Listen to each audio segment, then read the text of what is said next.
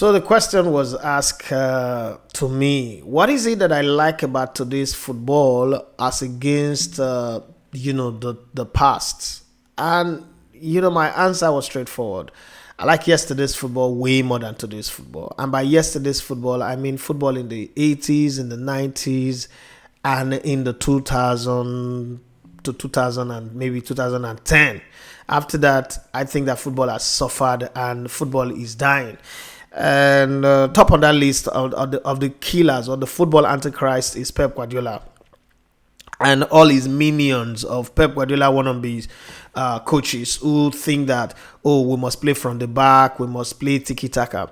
If you follow football like me, I started watching football in 1986. It was about 8 years going to be 9 when the World Cup was played, and I watched the Maradona World Cup, as I used to call it. I call it the Maradona World Cup, and I got obsessed with football. That's how I got introduced to football. And between that time, if you grew up like me, you start looking for VHF cassette. And I quickly grew into that space where when my mates are looking for maybe blue film or Indian film to watch, I'm always looking for football cassette to watch. And I quickly got into the labor market too. I was a young kid when I already became a breadwinner. So the thing about money is power. When you have your money, you can go look for things to buy. So I quickly figured out where to buy VHF cassettes. I grew up in Warri, so if you know a place called Esco Supermarket then, and Garage, one Igbo shop then, Igbo man shop in Garage that they sell a football cassette. When people go there to buy film, people who used to do viewing center, video rental shop. But me, I just go there to buy video cassette, and most of the video cassettes were produced in Italy by a company called Logos, Logos, Logos, because their tag is always on the videos. And I watched Roberto Baggio, Michel Platini, and then you get some old videos of Pele, Garrincha, Zico, Socrates, and then I grew up, fell in love with football on the local scene. I watched players like Ajasco, Humphrey Jeba, people call him Ajasco because of the way he dances on the ball. Tarela Korowanta on the side. I watched Duke Udi, Wisin Oruma was my classmate in my school, but it's older than me. And then I watched these guys play, and I watched quite a lot of other highly talented footballers, the late Roberto Akaruye, and then we got into football. And then later on, we saw players like Vominia Boban, we saw players like Zinedine Zidane, Luis Figo, Ronaldinho, Rivaldo, and Gascoigne in the 90s, and Oman Biyik, Kana Biyik, Okocha, you can put Okocha in that conversation as well. Henry Wonsu, Modalawa. I didn't watch Etimesi play, but we hear stories of him. But I think that today's football, and this is why I think that Pep Guardiola is the football antichrist, or could has come to kill football. Not that Pep Guardiola is a bad person, I'm not saying that. But I think that before, if you watch maybe Arrigo Sacchi's team, they play differently from Marcello Lippi's team, different from Alberto Zaccaroni's team, different from Fabio Capello's team, different from, everybody played differently based on their coaching philosophy. You watch Ajax, it's different from AC Milan, distinctly different. Olympic Marseille that had Basile Boli, Abedi Ayupele is distinctly different from Paris Saint-Germain that had George Weah, Leonardo, and the rest of them. But today, everybody wants to play the same way. They want to play passing from the back. If you play maybe in a certain way like Antonio Conte, they say your football is boring. Your football it has to be exciting if you play the Pep way. And now you now have coaches, almost every coach now are now being called the baby Pep. So this is where I say that Pep is football's antichrist.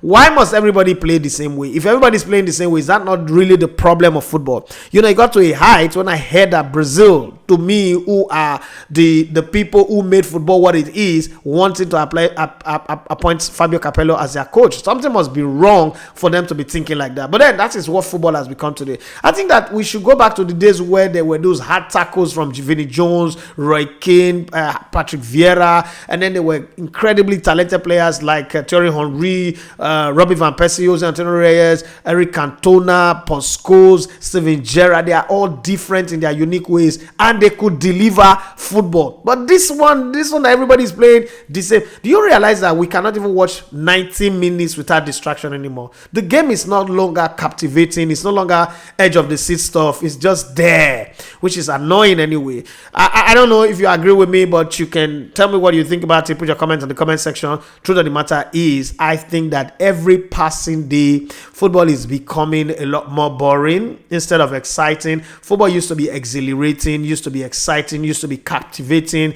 used to be fantastic, used to be glorious, used to be magisterial. But football has become boring, same of the same, stereotypical, monotonous, close to being useless right now. And then there are all these laws, VAR, terrible refereeing, and a lot. Football, I don't know, football is now an endangered species. Some of the biggest sports in the world before. Basketball still have the excitement that it has always had. Still have the energy, the entertainment value. Football no longer have entertainment value. Football is very boring, predictable. And I know that somebody say, if it's that predictable, how come you're not winning sports betting? That's not what it is. The result is manipulated, but the game itself is predictable. You might not agree with me, but when was the last time you see a winger play like Pavel Nedved, play like Ian Robben, play like Frank Ribery, like Ryan Giggs, like what's it called, Marco Vermas,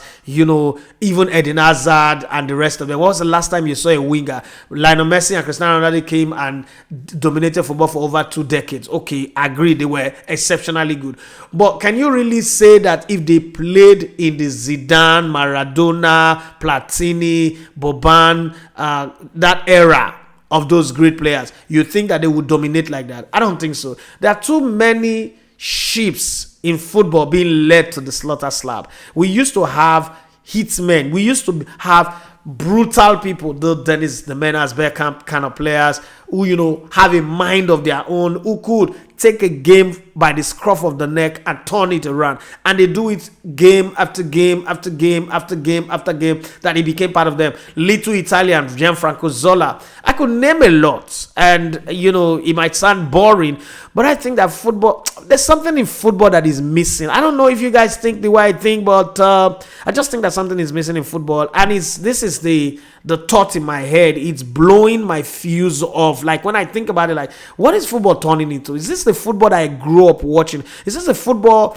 that made us, run away from our house and we're going to the field, and we've seen a new skill? We see Cristiano Ronaldo, Ronaldo da Lima, do the snake bite and then, run past 3, 4, 5 defenders and then dribble. The goalkeeper goes one side and then the goalkeeper and then he go around the goalkeeper, put the ball in the net, and then that exhilarating celebration, or the fantastic shot from Marco van Basten from the side and resting in the net, or the dribbles of little Zlatan Ibrahimovic before he became this giant that he turned out to be until he retired, or the pass from nowhere by Clarence Seedorf, or the running into space like he was disappearing, like he was levitating, he would, by Raul Gonzalez, or the wonderful play by people like Bolo Zeden, people like, Gaskia Mendieta. We don't see those kind of magic moments in football anymore. Moments that make you go, wow, how did he do that? Juan Roma Riquelme, Pablo Aima, those players that really made you kind of like, what's it called, Francesco Totti. This is just, everybody is passing. It's like when you go to New York and you see a sea of yellow cabs, or the medallion cabs. Every cab is the same, and you've mistakenly forgotten your phone inside a cab. You don't know which one is every football club now resemble the other. They just like the same. You just have maybe 50 shades of gray. One gray color is darker than the other one, but all of them are gray. That's the way football is right now. And I don't know about you guys, but me, if I'm an ex-football player, coach, used to own a football club. If I'm already getting tired, football is boring for me. Think about the generation. A time is going to come when there'll be nobody really willing to play football, because the way it is, let's say that football is not. That's why people get paid over the top, but they're still not interested. You still hear people say things like, "Oh, the coach have not put a hand around him." Somebody's earning what, £350,000 a week. You want to put a hand around him? Rashford and the likes. Back in the day, we used to have players who are told by coaches that I don't like you. Amokachi substituted himself into a game against Tottenham and, led Everton to go win that game in the semi-finals 4-2, and then he went on to win the FA Cup finals, 1-0. My point is that players that were told that I don't like you, but they played on. Their game was the one that spoke. Now, players wants to be put a hand around them. People, they want to be loved. A little bit of criticism. You see, they're dealing with their mental health. A little bit of analysis of their bad play, and then it's a problem. A goalkeeper is benched, and then they say he's not smiling. Oh God, I think that something is wrong with football. And while we're busy talking about money, the next signing, Bukayo Saka is described as a world-class player. Garnacho is a world-class player. And it's small because we're not in a place where quality is so reduced. So if you can put up a good performance, maybe over the course of 2-3 games, you are world class. Even if your team is not winning anything, you are seen as a world class. I mean, in the days of Zidane, would the Bukayo Saka be seen as a world class? In the days of Marco van Basten, or in the days of Finidi George, in the days of Luis Figo, would you call Bukayo Saka a world class player? That's how bad football is now. And why does everybody think that everybody must play like Pep Guardiola team? Like, the way Pep Guardiola coach, everybody have to play like that. That's why when I look at Arne Slot, I kind of like his team playing differently. I kind of like Conte. Let's hope that Ruben Amorim will give us something different. But again, what happened to street football? Let's leave the professional side. What happened to street football? What happened to people setting monkey posts, those tiny posts, and playing on the streets and kicking the ball? Why is everything now about academy? You have to go register, you have to go pay £5,000, £2,000, £1,500 to go learn how to play football, and then you're told you can't dribble, you can't raise the ball over the head of your opponent because it's disrespect. You can't. God forbid. What is wrong with football? Something is just not working with football anymore. And it's me ranting, but you might not like it, but it's just me saying, man, football is dying. And for somebody like me, I am pissed because I love this game. I do love this game, but I don't know. Something is wrong.